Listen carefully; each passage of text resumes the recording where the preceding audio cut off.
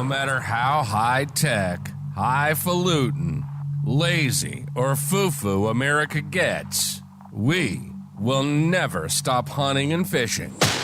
This is The Hunting Quest. The Hunting Quest. We take 1 hour of every week and talk about our favorite things in the world, hunting and fishing. You'll get tips and help on the fishing environment locally in the DMV area. Plus, we're going to have fun along the way. This is The Hunting Quest. And now your hosts, Mike Tippin and Mark Davis. All right.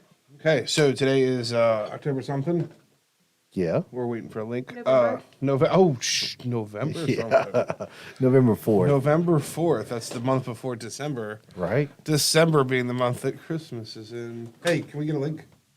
She's going to send it to us. Is she going to send us a link? Okay. So. All right. So today I'm a little close to Mike. Let me fix that there for you. Are we looking all right? Okay. I don't know. I think we still have some music in the background. It's okay. It's a whole other story.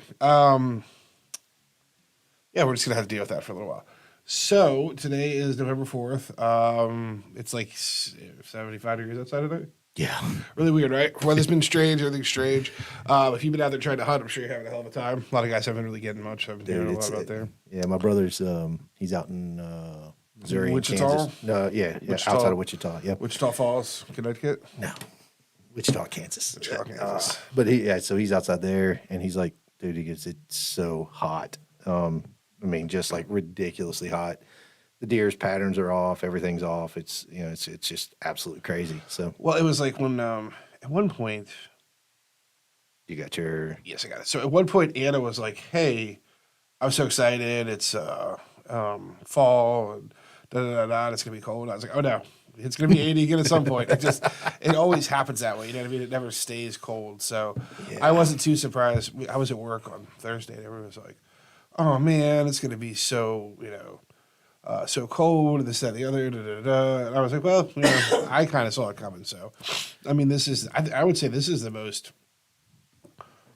fall weather we've had in a while. yeah. Well, and not just that, but the leaves.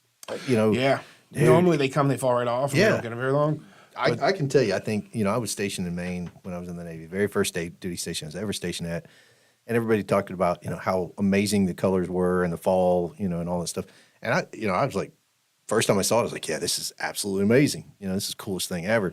And no kidding, it's beautiful. We had a Maine fall. I mean, the colors that you saw here this year were they're just, and they still are, they're falling off quick because a little bit of breeze came through. But man, it's gorgeous. Yeah, it literally went, because my mother always calls me this time of year. Right. And she's like, oh, I was going to come and see the leaves and this and that. And then she actually was going to come up, and I was like, no, this is the time to come up. I have never seen the leaves actually look this nice. I mean, they look really, really good. Everything was nice. Like I said, we'd never, ever have a fall like that. And, we went below freezing pretty quick. Yeah. So, kind of surprised that this week we've had all this warm weather, but not surprised the same way. Like I said, that stuff happens all the time. But So I guess we'll see what goes on from there. yeah, but the deer, I do feel bad for anybody who's out trying to deer hunt right now, man. It's two spoils. Number one, you don't, if you were trying to pattern a deer when it was a little bit cooler, everything's changed. And the ruts, at least out in Kansas, Missouri, the rut will be here in another week and a half. So then you have no pattern whatsoever. And for the bow hunters that are out there trying to get a deer patterned and be able to do something with them and all of that's frustrating. Then the rut comes and, you never know what you're going to see. And then, once, say you do get lucky enough to shoot a monster buck or you pull a doe tag because you're doing your earn a buck program. As soon as you shoot them, you've got to get them cooled off. You got to get the deer cleaned and, gutted. And I mean, it's a lot of work, and, doing that when it's hot sucks too. So, Well, that's another thing, too, in the past where if I can remember being out hunting and if I didn't find the deer that night, I get it next morning. yeah. Well, when the weather's like this, that kind of ruins that opportunity. Oh, absolutely. Now, because Absolutely. everything will get in them. But I'd say what is weird, too, at the same time, everyone's been saying that they've been having a hard time, but I have seen some massive bucks walking around. That's what So we were I'm talking about. I'm that. so confused. Everybody's like, "Oh, I can't do anything." I'm like, "What?" They're just not coming into the food plots. What they're not I coming into the hunting areas. see, But you're also seeing deer that aren't pressured. You're seeing deer that aren't generally hunted. yeah, that's true. I mean, like the other day we drove by, I literally stopped the car. Oh, There was a field. I literally stopped the car. I looked over and I was like, I have not seen bucks that big, just wandering around like in my entire life. And there was like 3 of them together. Yeah. They were just massive. So You know what we call that? never happen again. Once a lifetime. That's Well, what no, I no, call no, that. no. When we're out in Missouri, if the day's just kind of blown or you're middle of the day and you're not hunting or you got some other stuff going on and you're kind of driving, you drive around looking at, in Missouri there's fields everywhere. There's massive fields for as long as you can see. So if you go out there, we call it auto stalking. Not that you're shooting from the car, you got binoculars and you're looking out in these fields and you'll see 10, 20, 40, 50 deer at one time. And there's monsters and then there's these does. And it's so cool to watch if you're into that type thing. But I love it. I think it's the coolest thing ever. Yeah, we literally drove by some soybean field and I Yeah. looked over. And well, first there was a car stopped because a deer ran into a fence and was rushing around. That's what was going on. We looked over and there had to be like 40 deer out there. There was some massive bucks. We went the other day and I was going through and we have a lot of apple orchards. I was trying to think. I was going to call it a vineyard for a minute, but apple orchards. And there was a buck that had got stuck in one of those big fences. Oh, Jesus. Those like 20-foot high fences. Yeah, this high fence And stuff. it was a little spike there, but he got out, but he was just fleeking out. And I was about to get in the car and help him, and I was like, I can't do it myself. Yeah. This thing will wind up just Oh, yeah. destroying me. Oh, So yeah. I kept going. Yeah, those guys will beat you up. That's for sure. So didn't really put a lot of prep in today. Nah, but about what we're going to talk about. I know there's a lot of stuff going on in general Yeah, but this time of year, yeah. so it's pretty easy. I don't know. Well, we had a pretty structured talk last week, and I think that was pretty cool. I really enjoyed the talk, and it was kind of cool because the next day I went out and using crankbaits and having a good time fishing, and I caught my personal best out of this pond, that 5-pound bass. we Oh, I put wish up on you had Instagram. that picture. I do some. Well, we can't because then it's there. It's on Instagram. No, but that was the whole big joke about the picture. So she sends me that picture, and you have your hand in the bass's mouth. yeah. And I said, "Is he just showing you that he has small hands?" That's the ongoing joke with Mike having small hands. Yeah. So he takes this bass and he's trying to show me the mouth as he puts his hand in his mouth. And I was like, "That's a really good observation. How small your hand is." I guess I don't know what that was supposed to be, but that was a pretty big fish. Yeah, it was. He was a No, good sized fish. So. we went over a lot of stuff last week. We did. A lot of stuff in a small amount of time. That hour goes by quick, especially when you does. have like a structured idea what you want to talk about. Yeah. It gets you. I'd like to talk a little bit about. Well, we talked a little bit about deer hunting, and We got to talk about ducks. I do want to talk about ducks since we do have some duck stuff coming up. I do want to touch base a little bit on some bow hunting stuff a little bit. Cool. Nothing crazy, but just talk about that as the season right now. Yep. Well, let's start with ducks then. So, when's the season start? What's the start of the duck season? Depends on where you're at and when the first break is and all this stuff. There's a lot to when ducks actually start. You can hunt ducks now in Virginia, Yeah, I think I'm thinking. and they have resident duck, non-resident. Like so, if you can Right now, to me, if you could say duck hunting sounds so weird because it's so warm hot, outside. yeah. And There's no snow and ice in Missouri. God no. So when And you say that, I'm you're supposed to have really crappy weather when you duck hunt. That's why all the duck hunting gear is so good. So, but the things that I wanted to really talk about are things that, that we have people who ask a lot about, or at least come and talk to me about, right? And they talk about, hey, how do I get into it, right? What do I have to do to be legal? And there's a lot of things from a legal perspective you have to do in order to go out duck hunting, and it's not cheap. Travis, our the bow fishing guy and duck hunting guy and all that stuff. I don't know if Travis has a last name. I've never heard it. Yeah, it's Travis Dutch. But Oh, is it? Yeah. Okay. Every time it's just Travis. Like, when you said it, I was like, I don't know what Travis is. everybody knows him as Travis, though. So to kind of get people down that same path, or an understanding of where they need to be from a duck perspective. So you have to buy a federal duck stamp, right? Yes, because ducks are federally. Yep, regulated, all that stuff. And the money that you buy the stamp from, or the money that you use to buy the stamp, goes to conservation efforts to protect wetlands, so the ducks can continue to be in the places we want them to be, to shoot and enjoy and have a great time with, right? So you got to buy your duck stamp, and there's two things about a duck stamp you got to be careful with. So you used to be able to buy them from the post office. Unfortunately, I went to the Leesburg post office. Well, I think and- it's like what post office Yeah. wants to have them. Yeah. Well, the Leesburg post office says we're not carrying them anymore. I don't understand how that's possible. I don't either. It's a I damn mean, stamp. so it's a federal building to yeah. do federal things, and they say we don't want to participate in giving Yep. out duck stamps. So to me, that's strange. But So you can also go online and you can order your stamp. I'm habitual in the notion of, I love to go out and buy my physical stamp, so I know I have it. But for people who do the online thing, well, really quick, why don't you explain exactly what a stamp is? okay, so these stamps are, they're called duck stamp, federal duck stamps, and they look, and they're just like a regular stamp. They're just big, and they're worth $25. That's what you have to pay for them. And in order to duck hunt, that's the first stamp that you have to buy from a federal perspective, and they've always been sold at the post office, right?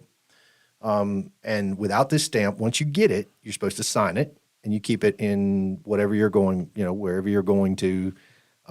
You've got your duck stamp, and it is signed. See, it looks like an actual stamp. Yep, it does. Different that's pattern it. every year. That's Yep. what it looks like. And that's the See a big little thing. 25 in the corner? Yeah. That's what they look like. This is 2022. Yep. This is this year. And I love it. A lot of people collect them. I do. They buy one to use, Yeah. and then they buy one to frame do. up, and they frame them up in their little sets. Yeah. Yep. And and the post office used to do it where they had these really cool sets, so you got this really big picture of it and all this other stuff, and it was slick, and I don't see that anymore. But that's neither here nor there. So once you get your stamp and you sign it, it's the first thing you do. You have to sign it. That is your federal That's payment. federal payment. For you to hunt, but you're not there yet. Right. So that's the first step. The second step is going to be, you have to get a hunting license, right? So in Virginia, you have a hunter's license. I don't remember what the cost is. I think it's like $23 or $18 or whatever it is. I have it auto renewed. So, And it doesn't. Yep. I don't remember. so, well, let me go back to the duck stamp real quick. One of the things that they do is, if you order it online, they'll send you an e-stamp, so you get your nice little paper, and it's Meaning electronic. right. So you get your e-stamp in, and once you get your e-stamp in, you've got you take your e-stamp, but it's only good for a certain period of time, right? So on the 1st of January, those e-stamps expire. So if you don't have your physical stamp by then, you're hunting illegally, because you have to have a signed duck stamp with you, and you've got to have, and an e-stamp doesn't count. And I know this because me and Allie actually ran into it. I didn't know this a few years ago, and I had my e-stamp thinking, oh yeah, we're fine. And we didn't get a ticket, we didn't get pulled over, we didn't have a run-in with any law enforcement. But our guide that we were with actually said, hey, I need to check your stuff. And when he did, he was like, where's your duck stamp? I was like, we got the e-stamp. And he goes, it's only good for this time. Well, see, it's weird because I know, and this goes back to state stuff, there's federal stuff, but like your fishing licenses. Yep. Like, here you go. It's on my phone. Yeah. Yeah. You know what I mean? And that's kind of the world we become. Oh, yeah. It's a lot of that. I still print them out. Oh, yeah. So I'll have it on the I phone. do too. And then I print one out and I stick it in the tackle box. In case my phone's dead. Or if I sometimes I like to take my phone. Yep. Because I don't want to drop it. So if I don't have it, I won't I'm drop the same it. way. And then I'm guaranteed to probably catch really big fish if I can't take a picture Right, of it. of course. So it's all kind of weird. Yeah, I like that. Yeah, it's I like kinda that. the way it goes. So now we talked about that and the cautionary tale of don't just stick with your e-stamp. And the other one is sign your duck stamp, right? So you sign it, you're good. So we've covered this federal duck stamp. The second part that you have to go to is, like we kind of mentioned, is your actual hunting stamp for your state. So if you want to hunt here in Virginia and you're a Virginia resident, you buy your Virginia resident hunting license. So now you've got your hunting license, $23, whatever it is, plus the $25 for the stamp. Well, now you're, getting a little bit pricey. So you've got your hunting license.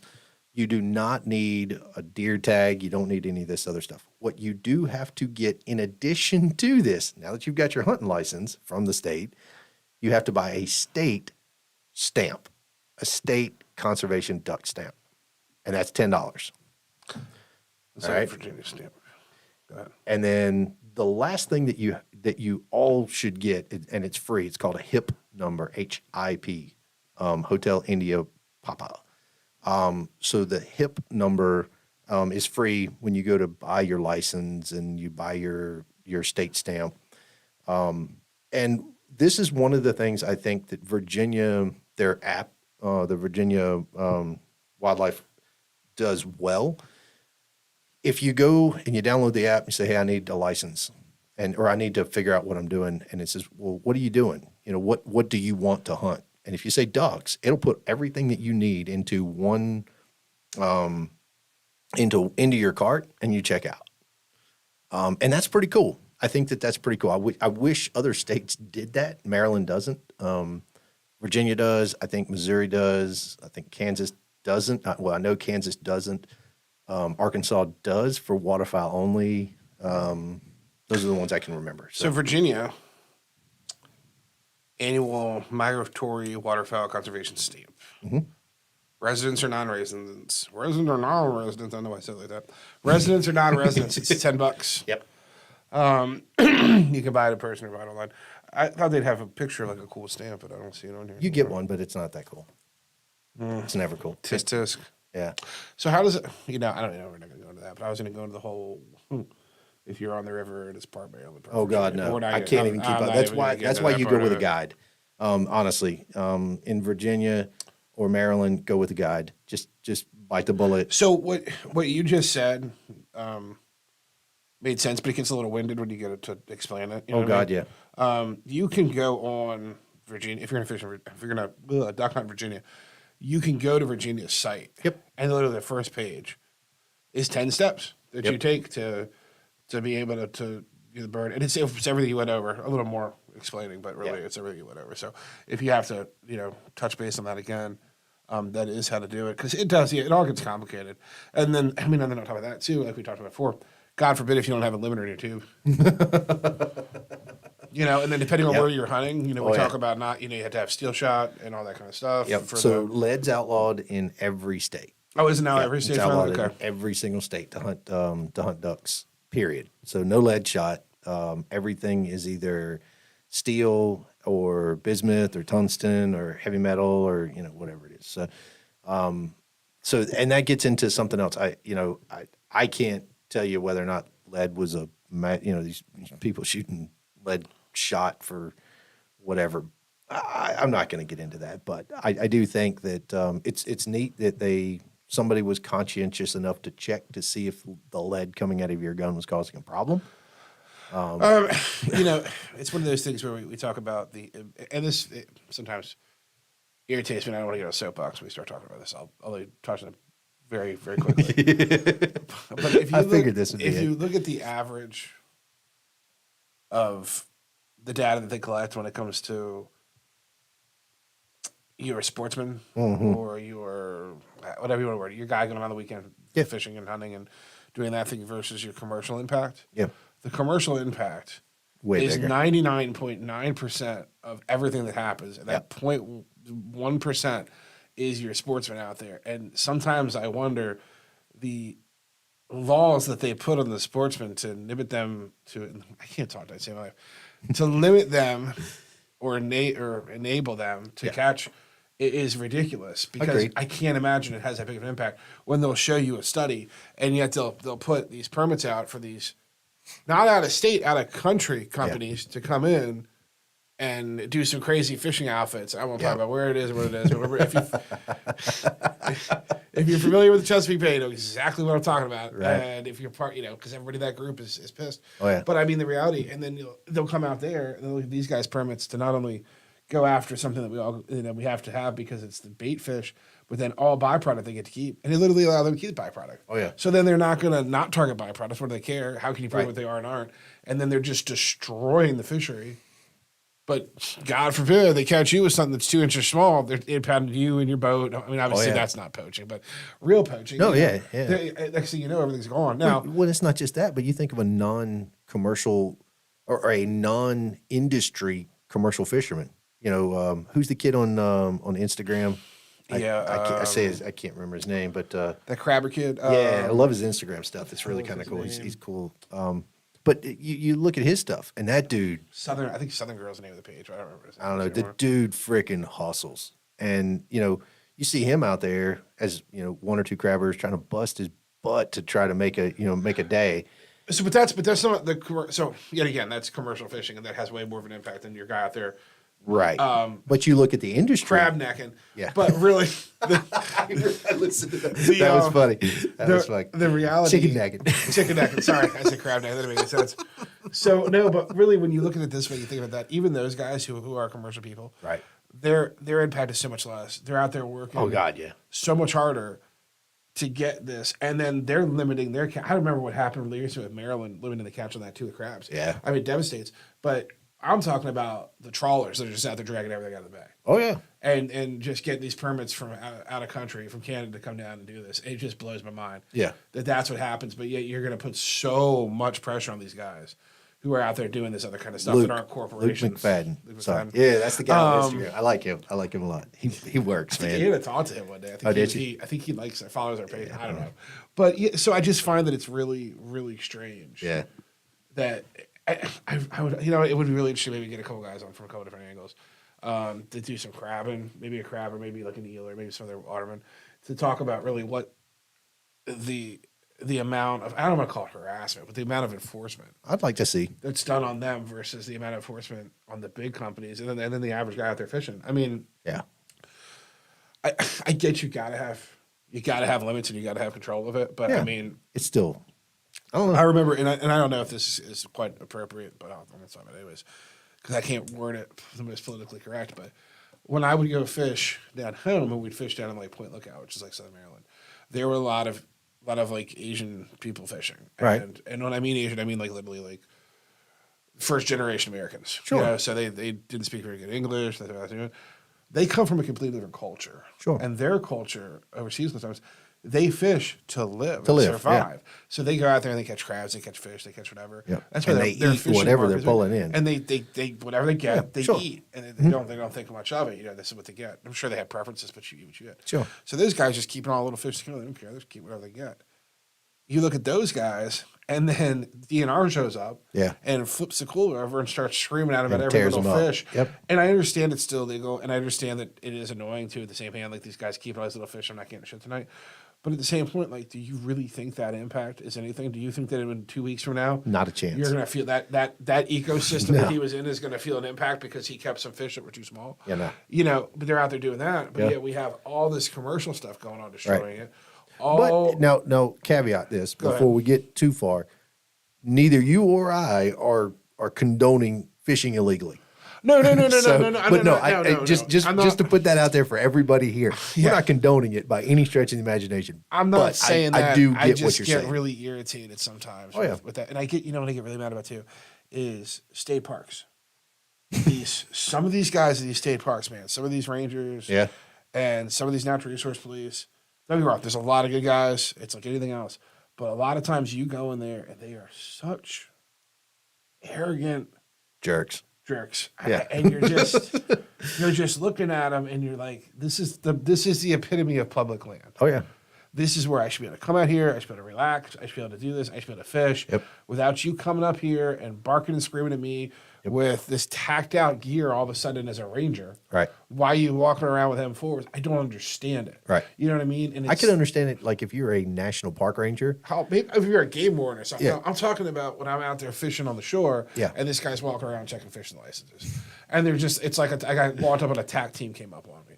And I just think to myself, like, yeah, that's not this, okay. This is the epitome yeah.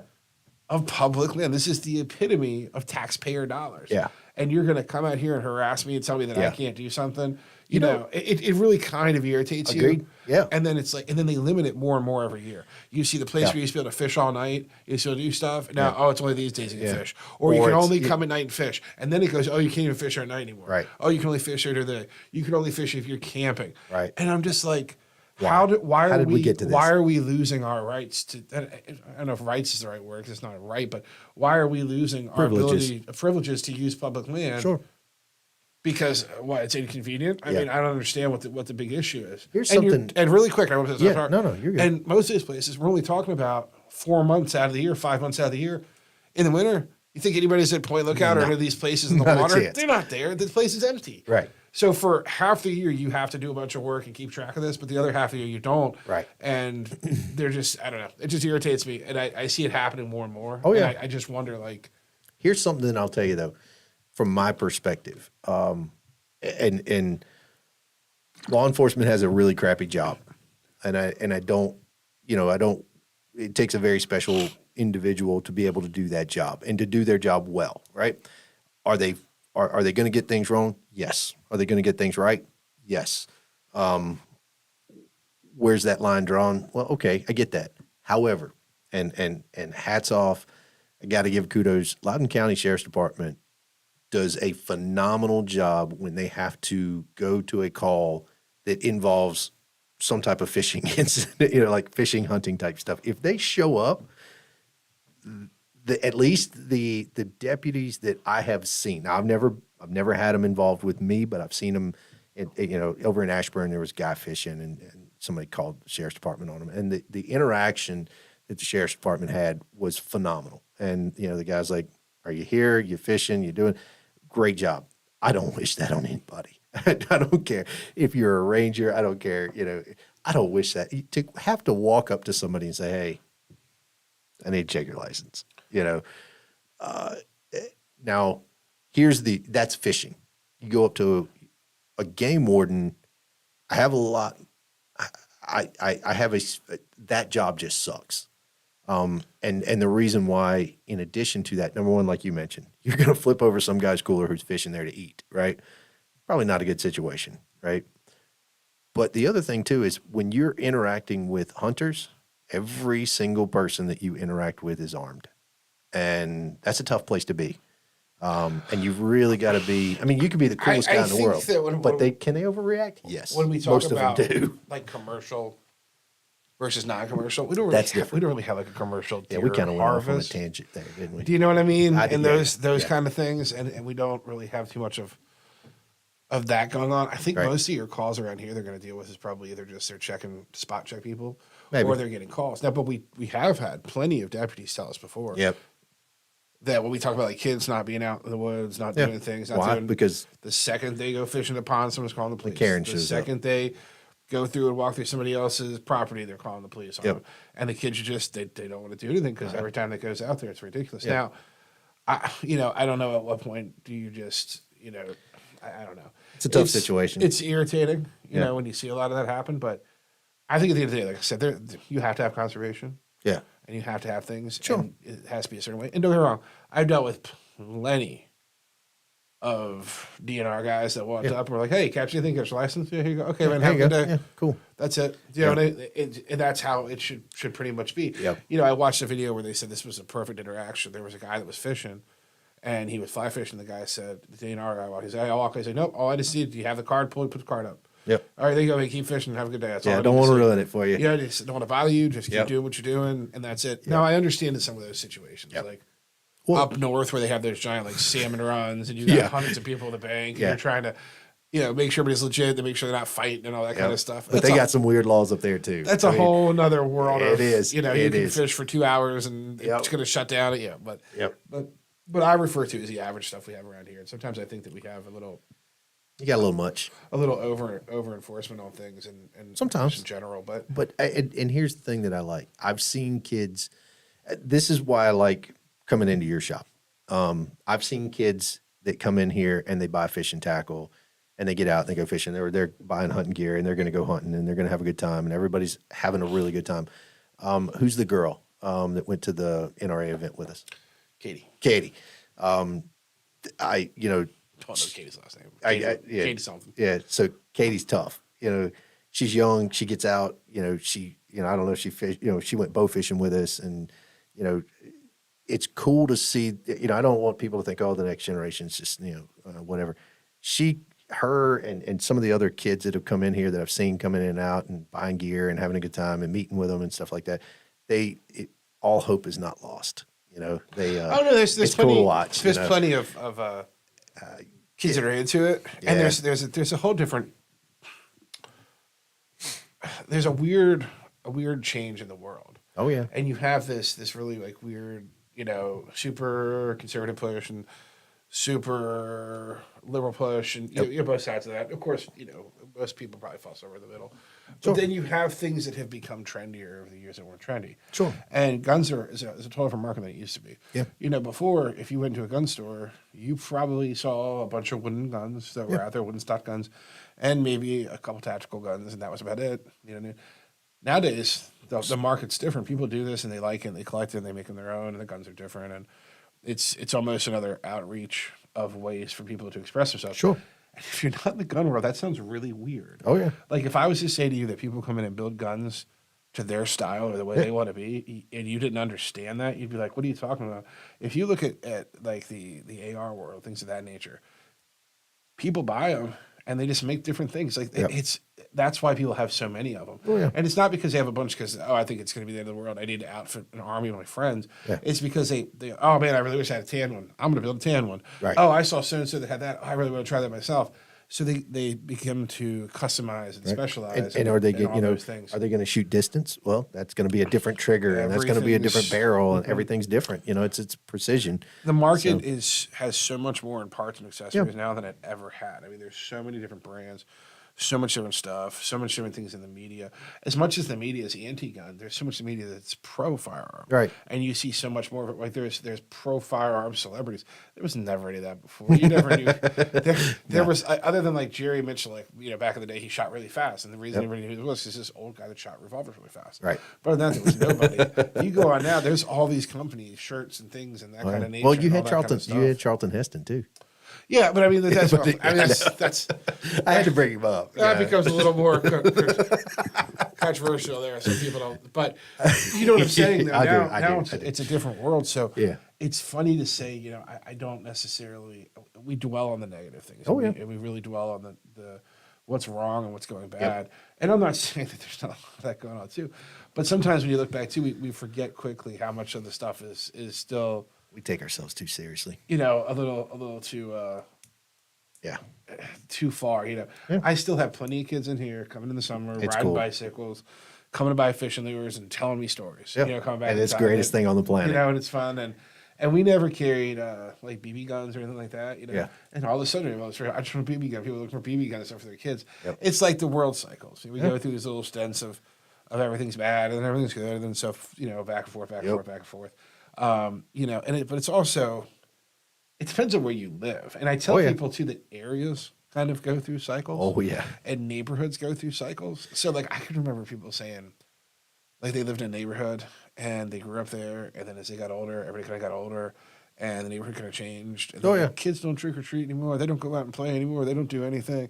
Well, maybe it's How many not- kids you got in There's here? no kids left in the neighborhood. Right. And then as the neighborhood cycles back through, now all of a sudden you go through there one Halloween and the whole place is packed. Oh yeah. Because you'll hear people tell you, "Oh man, I think it's just dead. I don't think kids trick or treat at all anymore." And I'll talk to another person who will say, "I went through 20 bags of candy and I had to stop doing Yeah, it." yeah, yeah. So I think it's. I don't even want to say it's regional. It's, Yeah. it's literally just area It's just to area yeah. to however It's it's how going it's to be. going to go. And kids know where the best candy gets given out too. You know that. Well, right? I mean, lived. So at one point, when we were living in Inwood, we lived in a neighborhood, and a lot of people didn't live in neighborhoods; they lived spread out, and they would all come to our neighborhood as a neighborhood. Yeah. And I mean, Concentrated candy. I know there wasn't that many kids. You can't do that, man. This is the Sorry, second time. I knew that there weren't. If we had 200 houses in the neighborhood, Right. And best case scenario, each house had 4 kids.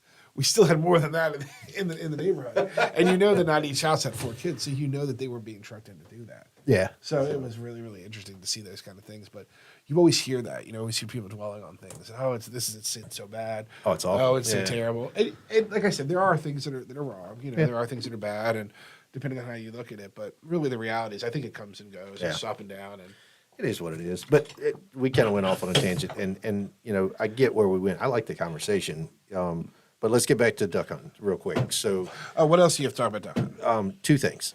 So the other, you know, we talked about how you get all your licenses for duck hunting, right? And then we've got to talk about how, you know, we want to make sure that we've got, you know, the right gun to shoot and what you're going to shoot and things like that. From a legal perspective, though, you got to shoot steel. It has to be steel, bismuth, heavy shot, tungsten, whatever. I mean, you got that kind of money to shoot bismuth and heavy shot, you know, or bismuth and tungsten, go for it. But I don't have that kind of money. So steel's generally a pretty good one.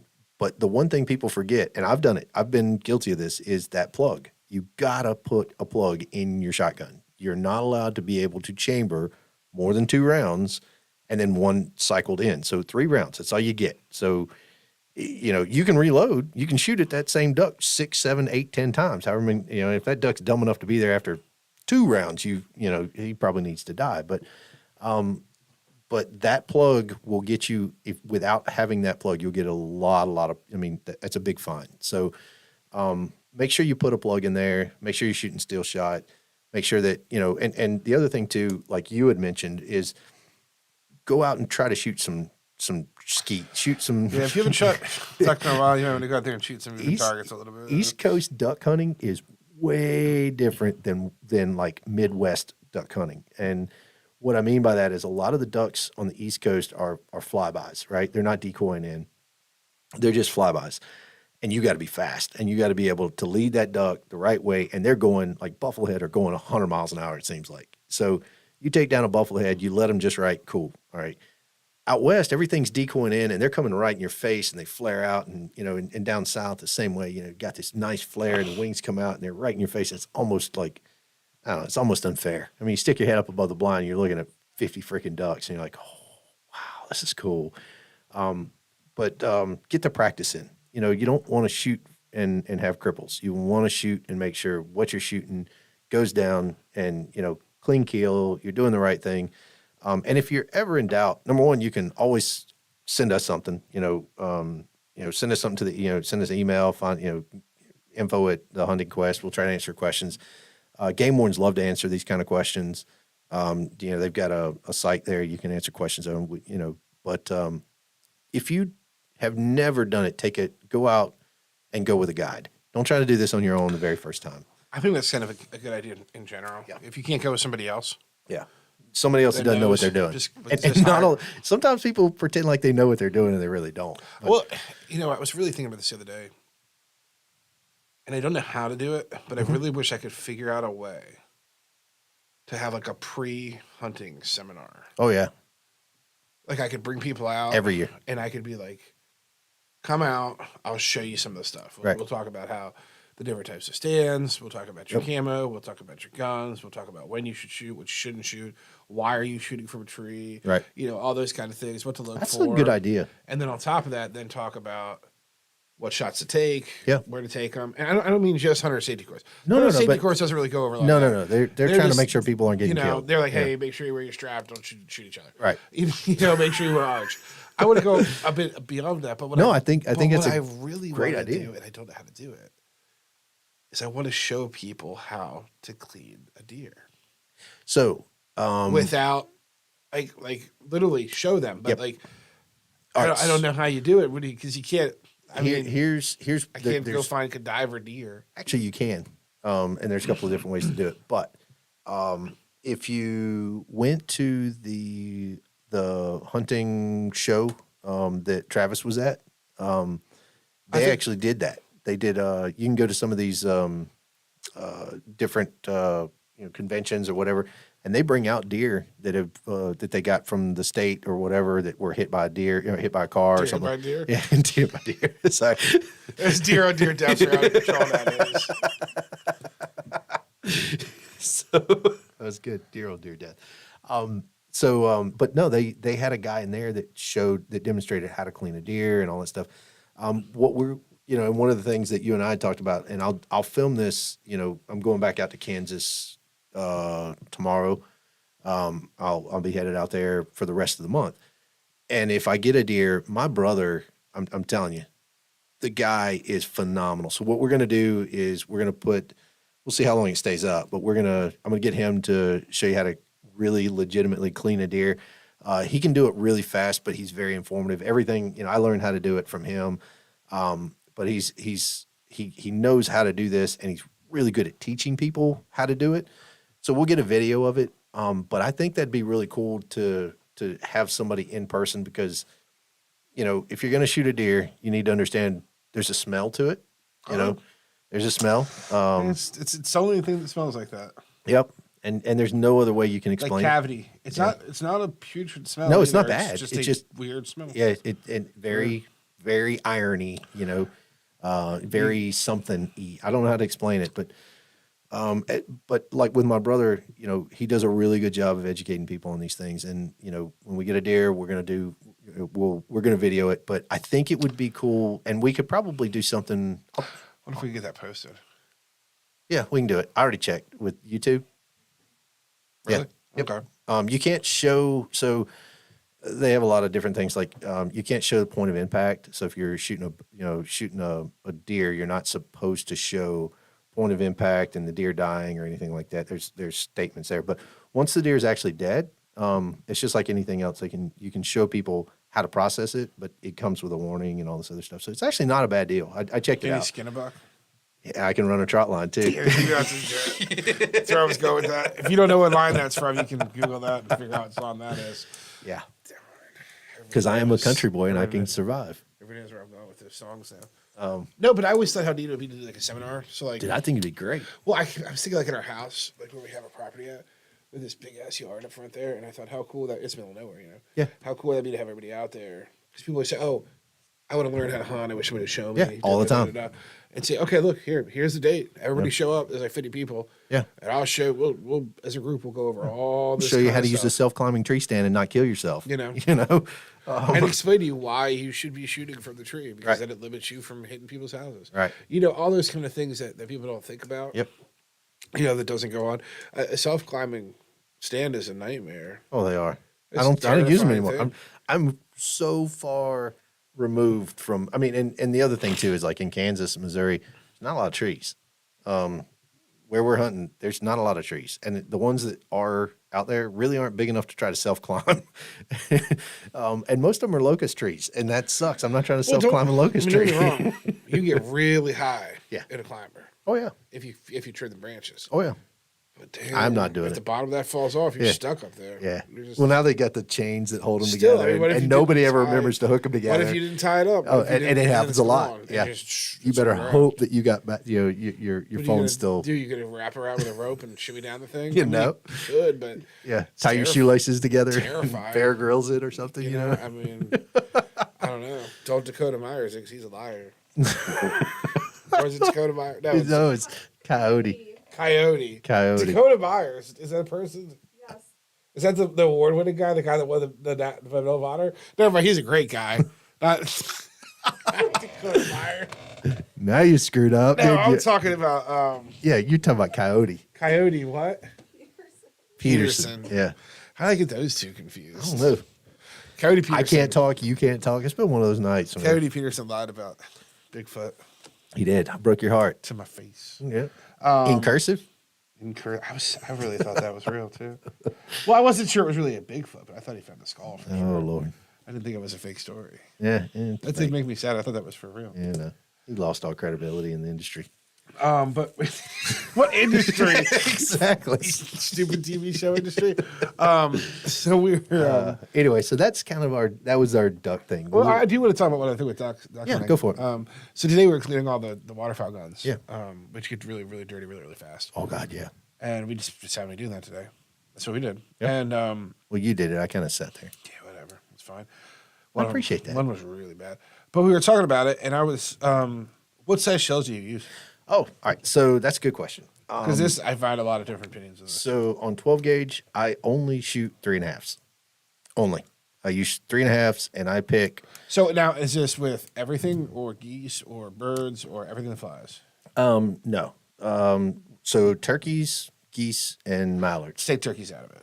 Okay. Well, okay. Turkeys we're taking out. That's a whole turkey load. Shoot turkey load. You shoot turkeys. 3.5. There you go. Yeah, 3.5. That's it. That's the end of that Tungsten. story. Don't 3.5 shoot anything tungsten. else. That's it. If you're gonna go turkey hunting, spend the money. Yeah. Buy the 5 rounds that are Yeah. $25 or Oh, whatever. it's more than that. More than that. Yeah, they're I like don't even remember what $70 they're now. at. Well, you know, there was 410. Somebody wanted 410 and I found some. And it was heavy shot. Yeah. How much was it? And it was like $40 Oh, yeah. a box. Oh yeah, And they were absolutely. like, why is it It's so much insane. money? I was like, I don't know. Price of That's so tungsten. crazy. Yeah. But go ahead, sir. No, so I shoot. Here's what's really neat about 12 gauge 3.5s. You can take 12 gauge 3.5s and you can shoot. I shoot number 2s, right? I don't shoot BBs. That covers pretty much everything. Now, there are companies out there like Migra. Migra is they've got kind of like a niche market. They're phenomenal ammunition. Newer to the market, but they have they kind of took the idea away from turkey hunting, and they have a mix. So you can buy like 2.4. So the shot inside of a 3.5 will be a shot, a size 2 ball and a size 4 ball, or you can buy 3 6s or something like that. And all of that came directly from the tungsten shot that turkey hunters use. Like I shoot a mix. Like when I do mine, I either buy it or I make my own, and I shoot a mix of 7 9s for Kansas, and I can't remember what I shoot for Missouri, but you can't shoot 9s in Missouri. So they got to be small. They got to be bigger than 9. So you got to go down to like I think it's like a Is that 7. with ducks or just in general? No, turkeys, just turkeys. I thought we were talking about turkey. I know, but they took the same idea from turkeys using a mixed shot. So like a 7 9 shot that turkeys do. They took the same idea and they put it into a duck load, and they get these, regardless of what you shoot, they got these insane feet per second out of it. I mean, they were getting, good 1,400 feet per second, which, I find the 13's about the top. I shoot a 1550. That's insane. Yeah. If I can, and that's all I care about, really. If I'm shooting 3.5s, if that box says that it will do 1550, there's some out there, they took them off the market. Remington Nitro Expresses. They shot 1,700 feet per second. They were destroying guns. It was insane. But they get out there. Some of that stuff that's like 15 is destroying guns. Oh, yeah. Yeah. I can't imagine 17. But you got to realize, I mean, look at the gun. You saw my guns. Mm-hmm. I don't shoot cheap guns. So would I put a 3.5-inch shell in a 870 Express and shoot it at 1550, that's shooting 1,500 feet per second? No. Woodstock guns? No. You just hang it up. Synthetic duck Couldn't even guns. put it in Express. It wouldn't even fit in Express. It will. Express in 3.5. Magnum's 3.5. They've got a 3.5 870. That's a Magnum 870. Oh, whatever. You know what I'm I'm just saying. Just telling you what you're saying. Whatever. Sorry. This makes sense. So So that I was just curious about that. What yeah. you were using. I use 3.5s. I try to go for, 13 to, I like 1,500 feet per second. I don't pay attention to the load ounces. To me, it really doesn't matter that much. I have found that I really like shooting high brass, high quality shells. What I mean by that is some of the shells that I've shot in the past, and I'll say their name, Kent, right? Kent shotgun shells are the dirtiest shooting shells on the planet. And if you're only going out for a day and that's what you can get, cool, go shoot them. I'm not going to say anything, but if you're out for 3-4 days and you're shooting Kents, great, go shoot Kents. And when you get home that night, clean your gun. I'm a firm believer in if I'm taking a life, if I'm going out there to hunt to do something, and that's my goal. Yep. I'm not using cheap ammo. Yeah. Well, Kent's not that cheap anymore. Used to be, but you know what I'm saying. Yeah, I'm going to absolutely. use the high end, whatever's really good. I like this year I'm going to try something new. I've always hunted with blindsides, and they're great ammo. Not knocking on it, anything like that. I just couldn't get any. I've got some Migra left over. That's a whole different story. We'll talk about some other time. But I'm shooting Rios this year. Rio's good stuff. I like Rio. I noticed it with my guides last year. They started shooting Rios, and they when the guides, you're shooting it, it's good stuff. Rio's for years. People didn't know what it was. Yeah. But they've been using it in competition for a long time, too. Oh, yeah. So it's a competition. And it's a 1550. So I mean, we'll see how it goes. And I'm shooting I think it's a solid 2. I can't remember if it's a 2.4 or solid 2. I'll be curious to see how Anna does with 3-inch 20. Yeah. You were gonna put 3 inches in? I'm just gonna start shoot ducks. She can shoot 2 3/4. Now that 20 gauge should be fine. 20 games, I'm gonna shoot 3s. All right. It's up to her. I mean, No, it's she not. wants It's up to whoever's buying the shells. She wants to hit something. Well, my niece is as tough as they come. I think she'll be fine. I mean, the only problem with Anna was more like the pull issues. yeah, yeah. You know, for the shoulder. Yeah, She okay. got that youth gun, so Yeah. I don't think she'll have any problem. I think Okay, she'll cool. get a recoil. Yeah, I'm Hannah's tough. So, but my niece shoots 12. Yeah, my niece shoots a 12 gauge 2 3/4. She won't shoot 3-inch or 3.5 inch. And she's tough as nails. I mean, she pulls triggers on 300s and no issues like that. But she hates shooting anything bigger than 2 3/4. So, Speaking of all this stuff, yeah. I don't have the dates. I have it. I'll post it somewhere, or I'll make sure I have it next time. Loudoun County Fairgrounds, Loudoun County Fair Board is doing turkey shoots again. Oh yeah. We were talking about this. that. Yeah, so the turkey shoots will be coming back. Yeah. They did some last year. They're doing some this year. We donated some stuff to it. I think we're providing the shells for it coming up. And they're 12 gauge, right? Yeah, it's That you bring the gun. You're not providing guns though. Or are you? I don't know exactly how that's going to. I mean, I'm pretty sure if you don't have a gun you want to go, you can use somebody's gun. Right. I'm not saying that's 100%, but Right. I've yet to have been to a turkey shoot where people didn't try to get you to use their guns. You know what I'm saying? I'm not letting anybody shoot my turkey gun. People always try to let people shoot their guns, but Not my turkey gun. You can shoot anything else you want, but I offered it to you. That was a pretty big thing.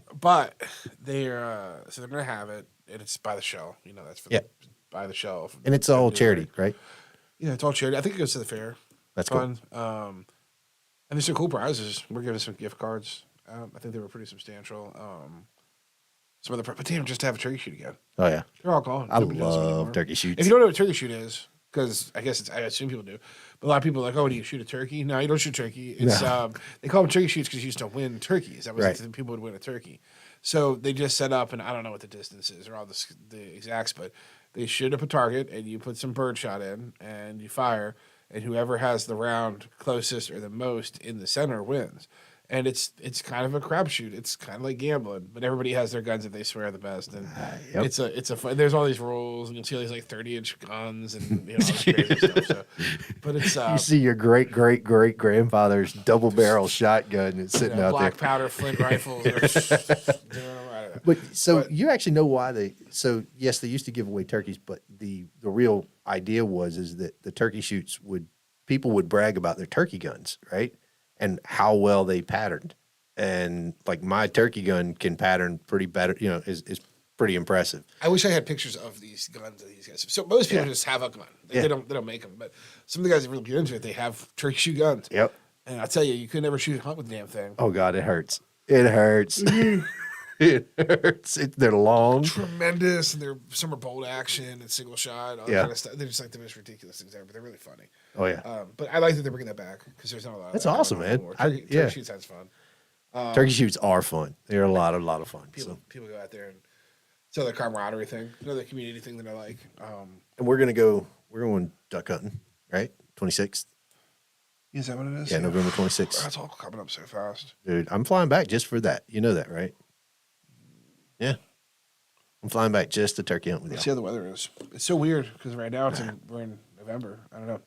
Yeah, so we're gonna go turkey hunting. That should be fun. No, And we're going duck hunting. Sorry, duck hunting. That's right. And then we're trying to get snakehead fishing a couple times. I think before the season's over. Yeah, y'all are going to do that without me, though. They are It sucks. pressing on. I got people that want to go like crazy too. Multiple people. But it's a season. I don't have the picture. I want to go so bad. Hey, can you send me that picture he sent you, Anna? Travis. Travis's snakehead stuff. Didn't he send you a picture? You showed it to me. Yeah. Oh, okay. I was gonna show you, but he's been filming the boats. No, I don't see fill the boats up with him, but Oh, you've been shooting some snakes. a whole bunch so- of snakehead. Yeah. So and I mean, and that goes from, and it was what they said before when we Well, were he fishing said October, November. in the summer. They said you'll get them Spring here or and there, but there's spring or not that fall. many. But fall, they are everywhere. They've Yeah. been saying they've been slaying them. So Yeah. I'd like to get out there right now, snatch as many as I can, fillet them out, freeze them, and then you have it all winter because it's really, really good. good food. Yeah. If I didn't already have, if I wasn't already going back out to Kansas, I'd love, Kansas and Missouri. But if I didn't already have that planned out, I'd be shooting some shooting some fish. By the way, I'll let you borrow my new bow. Oh, your fancy bow. Yeah. Yeah, it's all about that. Yeah. So it's Is that a push button? Real? it's a It's a bottle. regular bottle? Okay, Yeah. because I'll screw a push button real. Yeah. But yeah, no, so that's cool. So that's going on. The turkey shoot stuff should be coming up, and that'd be really cool. I'd like to get everybody's information on that so people can get out there and actually do So that. how do they get signed up? How do they I find out don't about think it? we have anything set up quite yet. Are they going to do it through the shop or? It's day of. What's that? Day of. So it's day up, so no pre-sign up or anything like that. Do they have a limit on how many people can show up and shoot? No, not that we're aware of. Oh, cool. All right. So day of. If you have a gun, if you built a competitive turkey shoot gun, Yeah. you have to reach out to the fairground people. I don't know. I think they put a link up. I'll find the link for it, but there is a rule book. Okay. For what you can do. No You can't- 39-inch barrels It with. cuts you off know- at 30 something, Yeah. and you can't have full sleeved barrels. Yeah. And there's you tight pattern. Your choke pattern can only be so tight. You know, Yeah. do that kind of stuff.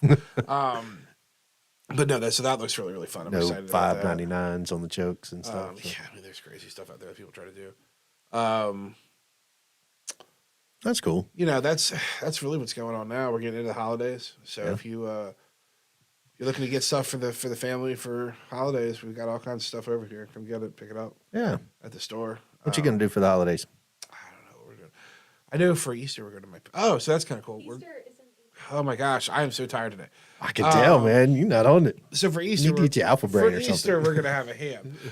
No, on Thanksgiving we're going to my sister's, Right? and we're actually getting a fresh turkey. Oh, From like what's- a Naranga set or something like that. No, I don't know what that means. We're getting a turkey from Anna. What are we doing? Who's it from? Pick up your mic. Here. The turkey is coming from School Hill Garden in Round Hill.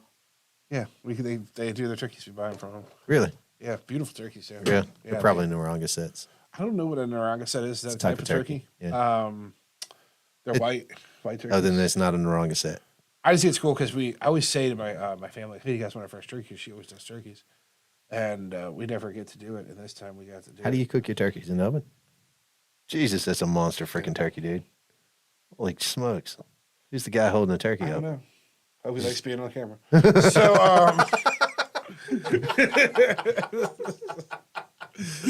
Oh, where's the lawyer when we need him? that was from public. Yeah, that was no, from no, I got it. some page. I think it was like her son-in-law or something. So no, so that's Miss Terry. She has what was it called again? Our Anna delay is very slow today, folks. Sorry. School Hill Garden. School Farm. Hill Gardens. They got all kinds of cool stuff. They're out there, and I guess it's still considered Round Hill. Okay. It's a little out there, but she's got like Round Hill is not that far from here. it's not like that part around. It's a little farther out. It's a farm, Right. So there's no farms in this little section around here. It's a little farther out, Right. But she's got all kinds of cool like fresh vegetables and Oh, that's cool. chickens and eggs and beef and Yeah. all that stuff. And you can buy it from her. It's just like a little shack out front. You know, It's not a shack. It's like a shed. Shed sounds. I don't know what sounds right. it's farm stand. But it's got like refrigerators in there, and you Yeah. go and you buy whatever you want. Just put money in a jar. Yeah, it's farm stand. It's super cool. She's like the best stuff ever. So we bought a turkey this year That's cool. in advance. So Yeah, we have a turkey. they sell. So they sell Oh out. yeah, they sell out like Yeah. crazy. So I'm trying to get. She has really good like pork too. Yeah. I'm trying to get like a whole half a pig from her, but I don't know if that'll work. She's, This reminds me of something I wanted. Allie's gonna kill me, but so I got home the other day. I came home and she goes, "Hey, you want to go on an adventure?" This is my wife, right? Well, of course, let's go on an adventure. And she goes, "All right." So she punches this thing in the GPS and says, "All right, follow this." I said, okay, so we follow this, and we're coming out to Percival, but like all on the back roads, right? And like Harmony Church Road and all that stuff, and I mean like way back, right? And then we get to this little like 90-degree curve, and it's like a 1-lane road, and I'm looking, and I'm like, "Where are we?" And it's nice, but I'm like, "Where are we?" And she goes, "Oh, we need to go down there." So we turn in this driveway and go down there. I kid you not. My wife took us on an adventure to go buy pumpkins. Not like pumpkins, like carving pumpkins, but and I think it's pretty cool because she went to go get Hubbard squash, right? That's a type of pumpkin. They're the ugly pumpkins, right? And these blue Hubbards, right? So apparently they make the absolute best pies. And if you've ever had my wife's, pumpkin pie, it's fresh, made from scratch. It's absolutely the most amazing thing on the planet. Pumpkins. Oh yeah, there's multiple. Apparently, there are way different. I mean, so many different types of pumpkins out there. But that was my adventure with my wife. Was we went pumpkin hunting, and it's actually kind of cool. So I'll tell you something really quick. Uh-oh. Probably shouldn't share this story. Uh-oh. He'll yell at me afterwards. It's really funny. So don't piss off the producer. She's still got to end this. So I got a friend named Pat. Uh-oh. I don't know which one this is. Uh-oh. I got a friend named Pat, really good friend of mine, been friends for years. And he lived down here for a while. Right. He lives in New Jersey now. Right. And he has a business where he does like lawn care and stuff like that. So he is big into the muskie fishing too. Okay. So he has a friend, Oh, no. a new friend that he met, who is also into muskie fishing. Okay. And I'm not going to say any names or anything, but the muskie fishing community in this area, like the guides, are very, very competitive. Really? Oh my God, yeah. Your guy is? They all are. They all Okay. are very, very, very competitive. So there's like groups. So it's like the group that all works together and the group that works together. And they don't get along with each other. Okay, Hatfields and McCoys. It's a I'm thing that getting they just don't get along. And I mean, like, they don't get along. I won't go into how bad it is. Apparently, it's But pretty bad. They don't get along. And it's, for me, I think it's kind of humorous. Jesus. So Pat calls me and says, hey, I want to go fishing with this new guy that I know. Right. He wants to come down to Virginia to fish because we've been up there in New Jersey. But by the way, I would have just kept going like northwest before Right, we go down yeah. there. But whatever, it's up to them. He says, can you give me the phone number to the guide? And I said, Your guy. A guy that I know. I'm not going to say who it was. And I said, yeah, sure, I'll give you his number. So what I do is I actually go on my phone and I give him a number for somebody that has the same name that's not even associated whatsoever. On purpose? Yeah. So he calls that guy and he says he's got the first name and he's like, hey, the guy's like, hey, Pat, I know who you are. This is not who you think it is. Just a heads up.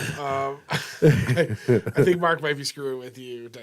So he's like, dude. And I'm like, hey, I'm so sorry. Yep. I'll give you the number. I'm just messing around. So then I sent it and I thought about it. And I thought, man. And I go on Google. And I find the competitive guide to the guide that we use. Oh, no. And I give Pat his phone number instead of the guy we use his phone number. So he calls him, sends him a text. The first thing he does is he says, hey, so-and-so. Oh, you are so... Blah, blah, blah, blah. Do you remember me? I went fishing with you. Blah, blah, blah, blah, blah. I'd like to set up another trip. Oh, my goodness. So the guy calls him back and says, this isn't so-and-so. This is so-and-so. What are you talking about? Who are you talking about? Who'd you go fishing with? Oh. And he's like, oh, my God, what do I do? So he starts talking to him, and now the guy's like, now that guy's like competitive. Now he's like, well, I'll catch more fish than that guy will catch fish. Oh, yeah. Do you want to go? That's terrible. I'll take you out. What days do you want to go? So now Pat's like, what do I do? This guy's texting me. I don't know what to do. I can't be addicted to stop texting him. He's asking me all these questions. And So he's real frantic about it, you know? Oh, my God. So then I call the guy that I know. Right. And I tell him what I did. And Right. he thinks it's pretty funny. So I said, I'm actually going to give you, Pat, your real number. But when Pat calls, you should mess with him too. So Pat calls the actual guy. I feel terrible for this guy, Pat, already. I've never met him. And the guy goes, yeah, we could go fishing, but why is this other guy calling me saying that you're trying to go fishing with him and all this stuff? And Pat's like, I'm not trying to do anything. Marcus gave me the wrong phone numbers. So it's pretty funny, right? Pretty good. I think it's over. I think that's the whole story. Oh, God.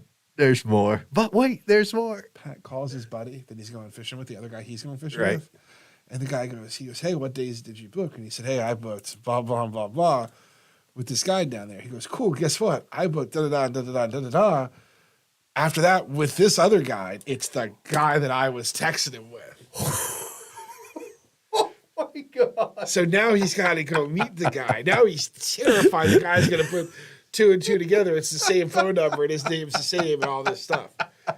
So I thought that was pretty good. Oh, that's terrible. That's note to self: was don't fantastic. ever ask Mark for a guide's phone number ever. It was fantastic.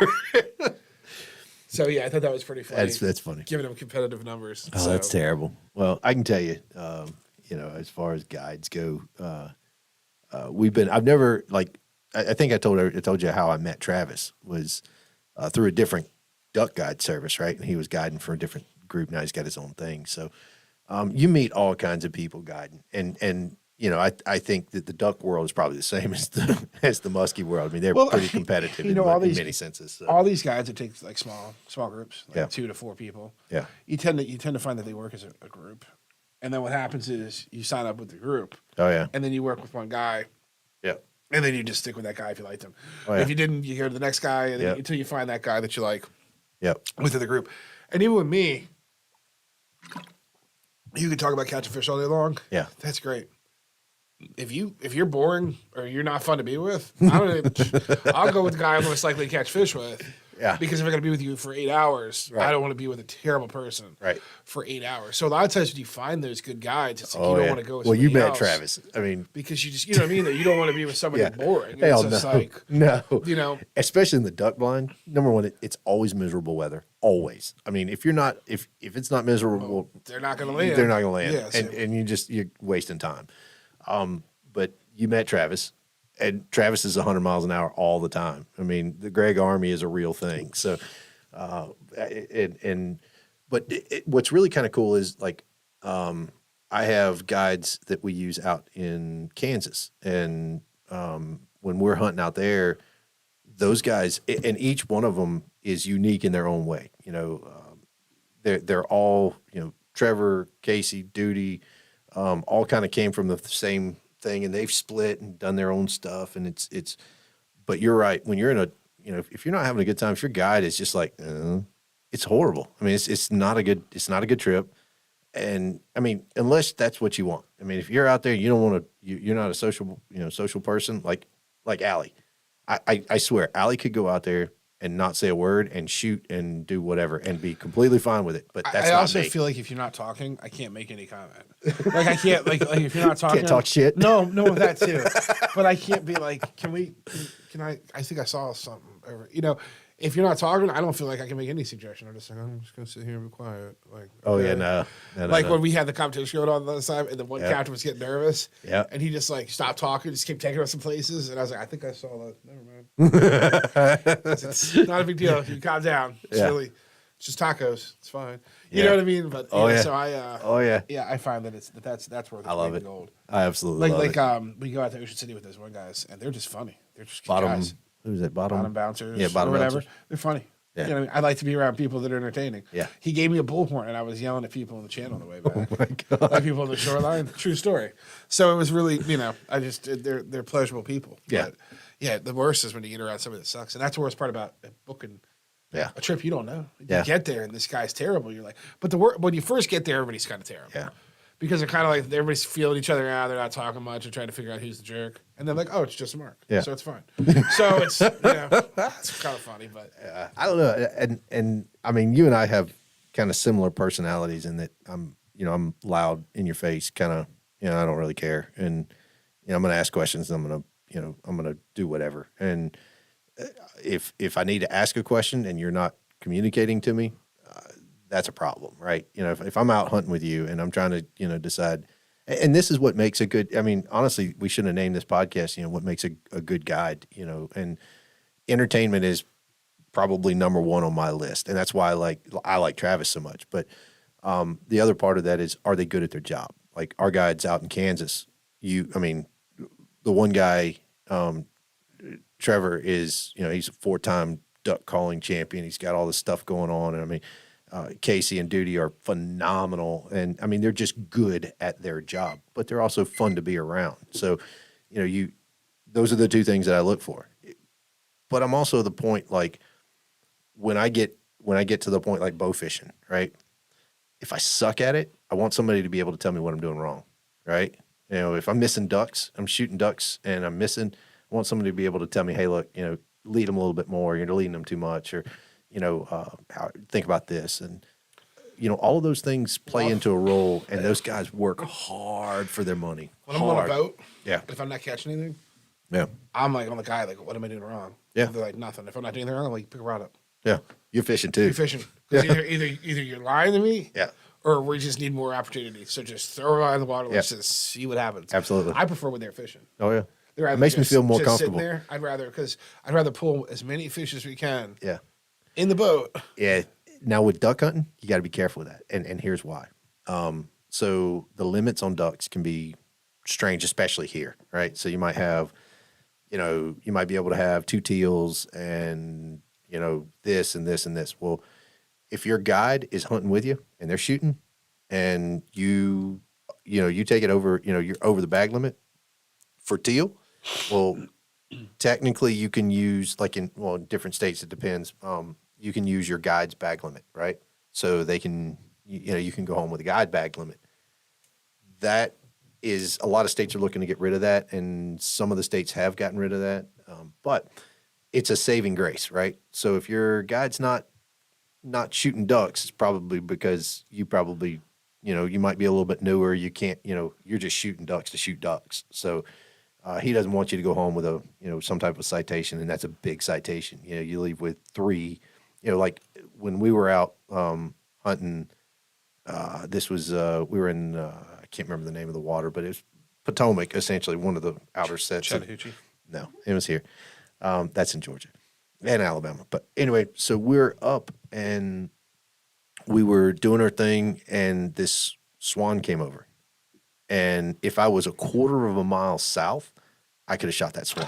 So here's this. Well, I can tell you the swan laws. I know what they are now, and I thought I knew what they were then, but So there's 2 swans. right, Do you there's know a what Canada that is? swan No. and an Arctic swan. No. What? Tundra swan. Tundra which is swan. what That's it. Yeah, That's what you're thinking of. Yeah. And a mute swan. mute swan. Okay. Tundra swan is a migrating. How are you so into swans? Mute swan is an invasive species from Europe. Okay, Mute swan eats submerged aquatic vegetation. They're very destructive to the ecosystem. I don't know this. How do you know this? You can completely shoot them whenever you want. They're just terrible animals. Really? Yeah. I had no idea. Yeah, they're totally Are invasive. did they bring them over to look at them or something? They're the Or pretty ones. Oh, okay. So you know how a sweatback and Yeah. bent neck, Yeah. like nice swan like you see in weddings. Yeah. That is a mute swan. Okay. All right. All right. A tundra swan looks like a big goose. Yeah. A freaking monster goose. Yeah, I mean, that's huge. what swans. Now I don't know. I could be wrong. It could have changed, but Yeah. before, they were invasive. They wanted you to kill them. Yeah. I don't know. If you- We probably asked Travis You were about out it. there. They're also extremely violent. I think I've seen videos of They're people strong. get They're chased like with them. they like and- break people's legs and stuff. They're super Jesus, strong. that's insane. Yeah, if you get between them and their nest, and they nest in the estuaries, It's over. in the high grass. Yeah. Yeah, they'll if you get between them, they will destroy you. Yeah. We'll have to look into that one though. Now, mute swan's really tundra swan's really cool. Yeah, they were. They're that was a huge. That was huge. That was probably the second or third time I've ever actually seen a I don't tundra swan. know what their season is or if they're whatever that was, Yeah. but they're giant. They're like giant geese. Yeah. And then the mute swan is. Yeah. Oh, fact checking. A federal judge has put a stop to the culling of mute swans. Oh, when did he do that? 2003. Well, Wow, it's been a So while. that is very outdated. Whatever. It It used to could be that very way. outdated Yeah. information. Did you look that up? Is that Maryland? Yes. Is it Maryland? Yes. What about other states? I don't know. I just looked at Maryland. Well. Okay, so don't do it in Maryland. Right. Really? They don't want you to kill them anymore? We'll have to look into it. I'll talk to Travis. I don't know. That's weird. Yeah, it is crazy, but I don't know. So, but the point is, there's a lot of regulations to this. There's a lot of things that you have to do to kind of get right. Not to mention the amount of money that you're going to spend on camouflage because you're going to be in cold, crappy weather and you need it. So, you're going to break my timer, aren't you? We're out of time. That's what's telling me. Yeah. Anyway, so, but that's one of those things we got to do and go out, find a guide. Travis is a great one. There's a lot of really good guides out there. If you're looking for a guide for there's some something, crappy ones, too, For the so- most part, I could probably put you in touch with somebody for just about anything. Yeah, I can. In this area. Well, if you're looking for Kansas, Missouri, I can Kansas, Missouri, and South Dakota. I can hook you up there. So Around here, we've got some guys. Not a lot of Animal guides, but a lot of fish guides. Well, I got a lot of animal guys. They got some waterfowl guides, but that's about all you got around here, really. Not too many deer Yeah. guides. Diamond Ranch out in Arizona, New Mexico. They're phenomenal. Phenomenal. They want to come on the podcast, actually. So, What's your hat? which What is English? Oh, English Gutters. English gutters. I've never seen you wear that hat before. No. So actually, he's I've known him since he was little. He used to date my niece a long time ago. I mean, like elementary, middle school type deal. Now he's a grown up. He's actually getting married in November. I don't know why he decided to pick a November wedding. I think his wife just wants to keep him out of the woods. But his name's Bailey English. He actually does a phenomenal job with seamless gutters, and he does siding. But he's down in Pensacola, so he's great guy. Well, if you're listening to Pensacola, Yeah, if you're listening to Pensacola, Bailey's our English siding and seamless gutter. Go check him out. Highly recommend him. He's a good kid and last he works thing I hard. wanted to touch base on really Yeah, quick before we go got for off was we were discussing last week. I discussed Percival Eats delicious sandwiches, Yes, and today you had a sandwich from Percival Eats. I did. I had a shrimp po' boy. Was it not delicious? That was absolutely They make delicious. some really good sandwiches. Yeah, and their remoulade sauce. I'm a Cajun, so their remoulade sauce was on point. I got to have give it to say, them. if you live in town, that little sandwich shop makes like 5 or 6 sandwiches or something like Yeah. that, and they do like one sandwich a week, and that was the weekly sandwich. They need to sponsor us. And they do. They don't even do sponsors. They just give us a sandwich every week, and we'll talk about the Yeah, sandwich. we'll of the talk week. about how good it is. That'll be our new show. Talk about the sandwich Yeah, at the end. Our yeah. last 10 minutes is us talking about the sandwich. What is that unboxing of a shrimp your po' boy sandwich. sandwich? Yeah. Here's your sandwich. Everything I've had from there has been really, really, Yeah. really good. So I just you guys were laughing at me last time when I said it. So that's how. And That's they're good. local, and he owns because he has that, and then the pub. Yeah, the pub. He owns my place over there. So anybody that's local, I like to. It's Percival Eats, right? Percival And Eats. Ashburn Pub. And then no, just the pub. The pub in Percival. He owns Percival Eats, Ashburn Pub, and Percival Pub. Oh, Yeah. yeah. Yes, you're right. Yeah. I don't know Mark's where. facts today are just not. It's a good thing Anna's here to fact check me because I'm all over the place. Right. I think we both were today. I don't know. I probably lied about a bunch of stuff, but what I didn't lie about is the quality of their damn sandwiches. But no, they were good. So I just thought it was funny that we had those today, and I thought Yeah. we'd bring that up. So And so yeah, it's gonna be cool. Anna, you got anything? Anna's gonna have some really good sales going on the website. We have a new download code for a sale that she's having for the month of November. Yeah. I think the code is November 2022, and you can punch that in, and there's a super savings deal. I don't know exactly what it is, but Anna's working on that for our website, and yeah, we're gonna have that going. So, and then she's gonna start getting some really cool merchandise in for Christmas time, right, Anna? Christmas time merchandise. We have wrapping paper that's very outdoor specific. Oh, what's the gun stuff that the stuff you used? What's the name of that stuff? Break free, No, I wouldn't break free. The stuff you used on my gun. breakthrough. Breakthrough. Yeah, All right. really good cleaner. I'm impressed with that stuff. I meant to tell you that. And We'll talk about. So what we'll do is maybe next time we get on, we'll talk a little bit about what we use for cleaning stuff. yeah, I think Likewise. you might have somebody on that could maybe you and him could talk about that stuff because I won't be here. Oh, I meant the chemicals we use here, Yeah. but yeah, that's true. That's true. That could be cool. That's right. You won't be here next week. Nope. I might have some. I'll figure out some other people. Yeah. Well, we'll figure out how this remote podcast thing goes out while I'm in Kansas and get that worked out. That'd be kind of cool. That'd be kind of neat. Yeah. We'll put a digital you up there. Yeah. Starlink. Whatever works. Yeah, Have you been using that out there? Does it work well? Yeah. Okay. All right. We got to go. It's the end of the thing. We're 20 Yeah. minutes over. And that was it. Take kids fishing Yeah. outdoors, Go all that hunting. kind of stuff yeah, like that. got youth hunt days out. So go hunting. Go on the website. November 2022 is our code for great savings. And it's NOV. You don't have to put the whole November. It's NOV Capital 2022. It starts tomorrow. We'll have some sales on our website. And that's that. So have a good day. Cool. Bye, everybody. Oh, and there's a turkey shoot coming on. Listening to the Hunting Quest. No matter how crazy, high tech, or lazy the rest of the country gets, we will always be hunting and fishing. If that's you, you've found your new family.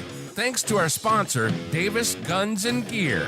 Thanks for listening to the show. Make sure to like, rate, and review. And we'll be back soon.